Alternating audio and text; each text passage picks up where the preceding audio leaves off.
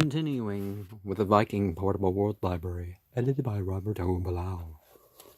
The Jew and the Christian.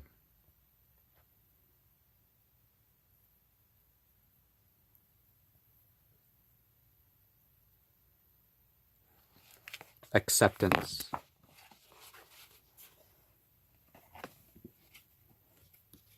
Experience. Of course, not all emotional truth is actual truth. If you learn to perceive right, there can be a difference, though.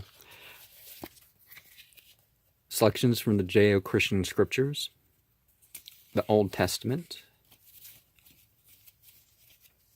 or so they call it, from the book of Ecclesiastes, the vanity of man, the words of the preacher, the son of David, king in Jerusalem.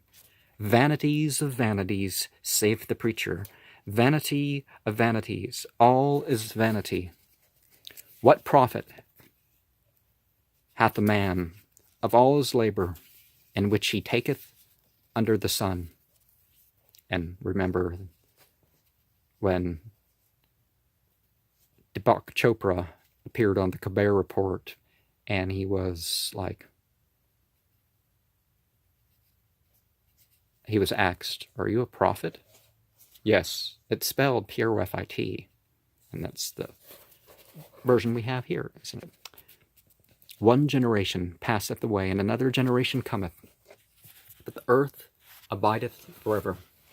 The sun also ariseth, and the sun goeth down, and hasteth to his place, where he arose.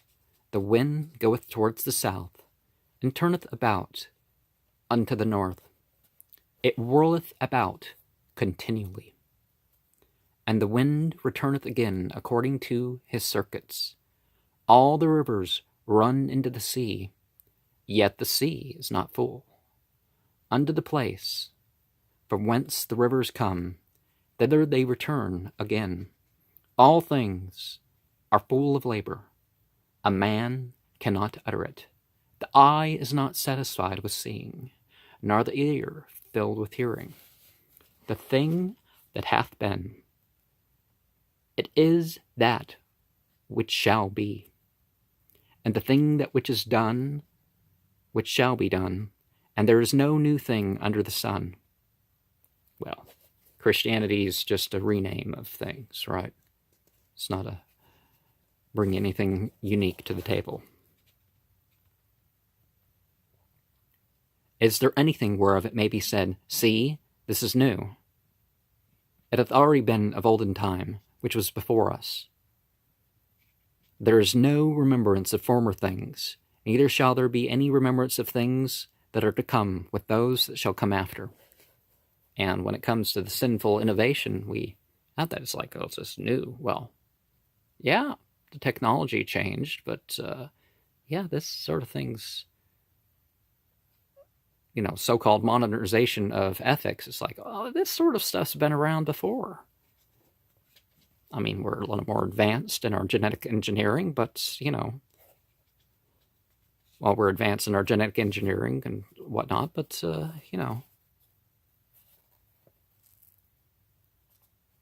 things that are come to which that shall come after. There's no remembrance of former things, neither that which comes. Okay. I've seen all the works that are done under the sun, and behold all his vanity and vexation of spirit. I said in mine heart, Go to now. I will prove thee with mirth. Therefore enjoy pleasure. And behold, this also is vanity. I said of laughter, It is mad, and of mirth, what doeth it?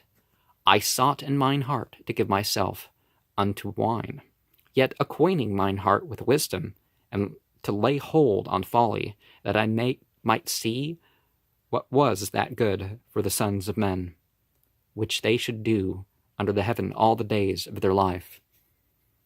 Once you start with alcohol and tobacco, and particularly those intoxicants are more likely to kill anybody than any other drug that people start with. People are far more likely to quit other things. Even caffeine, people die left and right from long-term side effects of heavy caffeine use. By heavy caffeine use, I mean intoxicating qualities, not you had a little bit of chocolate or something. I mean like you drink coffee and stuff like that. Bladder cancer and stuff like this is, but the major intoxicant's more serious of an issue. I made me, because who tries any of that stuff without getting addicted?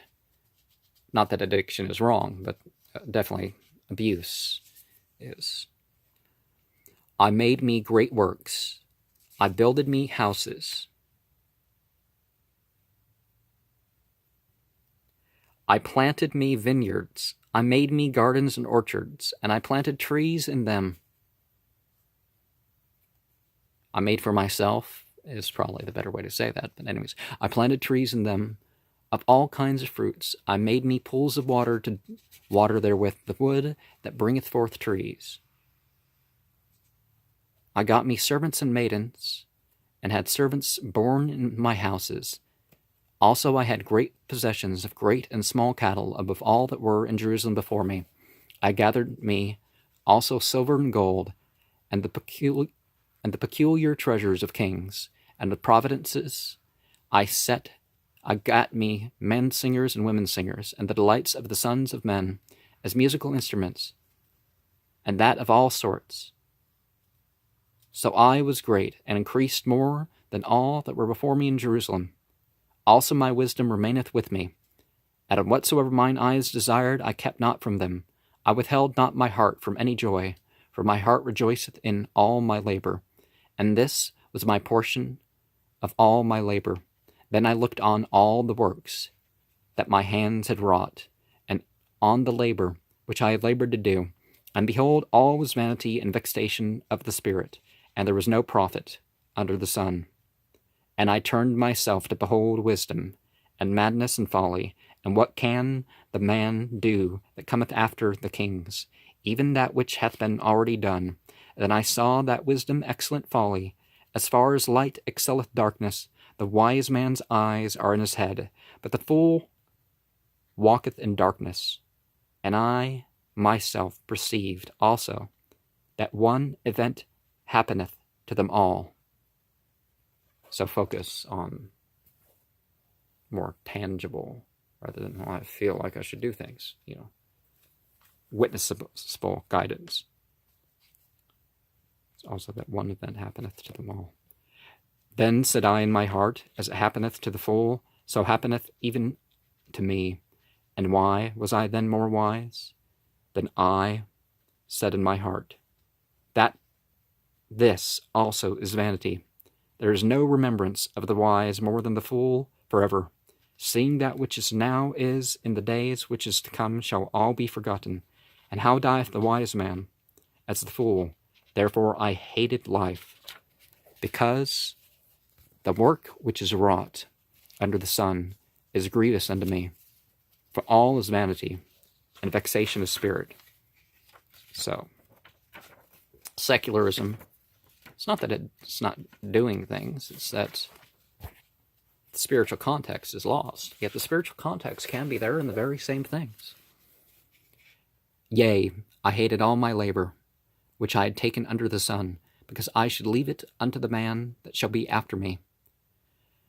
And who knoweth whether he shall be a wise man or a fool? Yet shall he have rule over all my labor, wherein I have labored, and wherein I have shewed myself wise under the sun. This is also vanity. Therefore I went about to cause my heart to despair of all the labor which I took under the sun. There is nothing better for a man than that he should eat and drink, and that he should make his soul enjoy good in his labor. This also I saw, that it was from the hand of God. For who can eat, or who else can hasten hereunto more than I?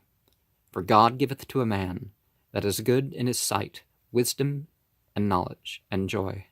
But the sinner he giveth travail, to gather and to heap up, that he may give to him that is good before God This also is vanity and vexation of the spirit. To everything there is a season, and a time to every purpose under the heaven, a time to be born and a time to die, a time to plant and a time to pluck up that which is planted, a time to kill and a time to heal, a time to break down and a time to build up, a time to weep and a time to laugh, a time to mourn and a time to dance, a time to cast away stones. Like in the pilgrimage. It's symbolic, and a time to gather stones together, the night before. A time to embrace and a time to refrain from embracing. A time to get and a time to lose, a time to keep and a time to cast away, a time to rend and a time to sow. A time to keep silence and a time to speak, a time to love and a time to hate. By the way, the cooling quarter of the years, like if you're going to put the seasons and emotions, it's the season of hate. A time and war, by the way, a time of war and a time of peace. So I returned, and I considered all the oppressions that were done under the sun. And behold, the tears of such were oppressed, and they had no comforter. And on the side of their oppressors there was power, but they had no comforter. Wherefore I praise the dead, which are already dead, more than living, which are yet alive. Yea, better is he than both they, which hath not been, who hath not seen the evil work that is done under the sun. So this, hear no evil, see no evil. No, you got to deal with it. It's there.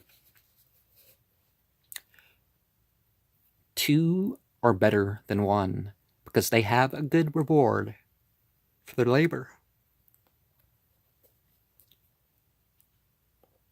Because they have a good reward for their labor. Yeah, don't look for evil on the dark web or the internet, period. You're going to find stuff, even areas that you don't know about.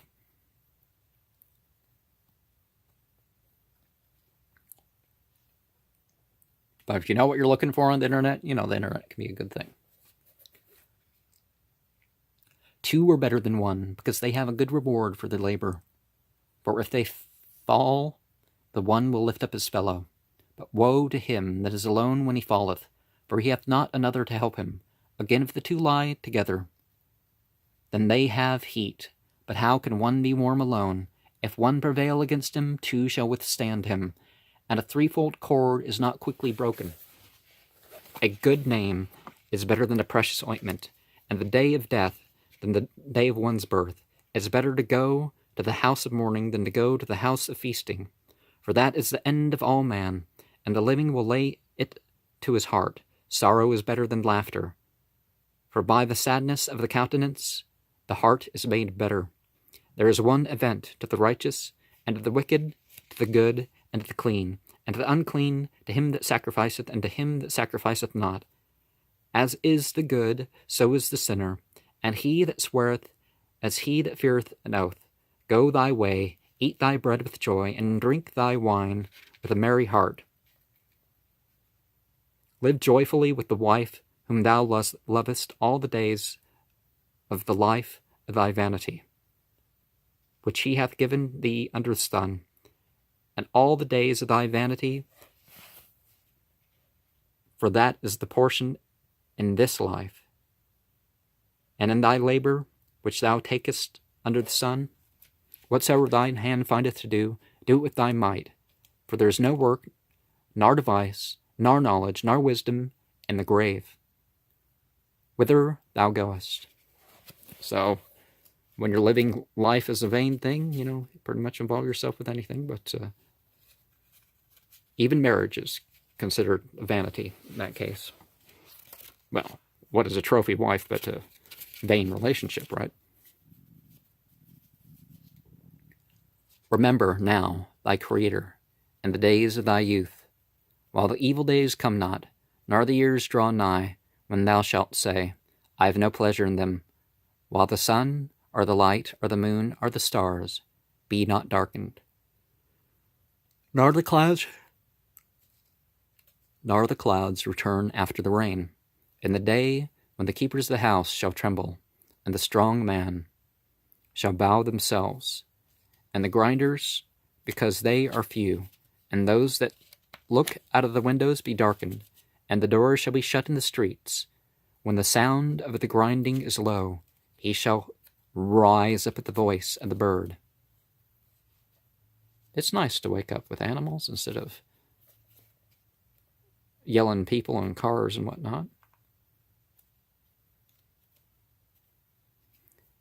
And all the daughters of music shall be brought low. Women obsessed with music is not a good thing. But too much musical instruments has a bad effect on the emotions and stress levels and whatnot. So they may think they're, I'm enjoying my music, but they're really, being hard on themselves. Also, when they shall be afraid of that which is high, and fears shall be in the way, and the almond tree shall flourish, and the grasshopper shall be a burden, and desire shall fail, because man goeth about to his long home, and the mourners go about the streets, or ever the silver cord be loosed, or the gold bowl be broken, or the pitcher be broken at the fountain, or the wheel broken at the cistern. Then shall the dust return to the earth as it was, and the spirit return unto God who gave it. Vanity to vanities, saith the preacher. All is vanity, and further by these, my son, be admonished. Of making many books there is no end, and much study is a weariness in the flesh. Let us hear the conclusion of the whole matter. Fear God, and keep his commandments, for this is the whole duty of man. For God shall bring forth every work unto judgment, with every secret thing, whether it be good or whether it be evil. So, I study much, right? But the base of it should be consciousness. And around that consciousness, in the name of, with the remembrance of, dedicated to after.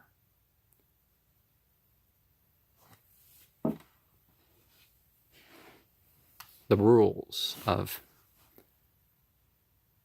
what you're supposed to do, what you're not supposed to do, how, the wisdom to go outside just, ding, ding, ding. If it doesn't explicitly say that, I don't understand, And then the story, the experience of life. That's what it's all about. But the actual scripture of God, the actual spiritual revelations, the actual direct spiritual inspirations, not these claims. It's like our founding fathers in my country had, they developed a Sharia, which means a between law. They wanted to go between religions and philosophies. They weren't inspired by God. They never made that claim. They were inspired by the fact that human philosophy and religion kind of had different ideas, and they wanted to go between them all. So, even if the revelation wasn't to you, even if the inspiration wasn't to you, that's the most important thing to study.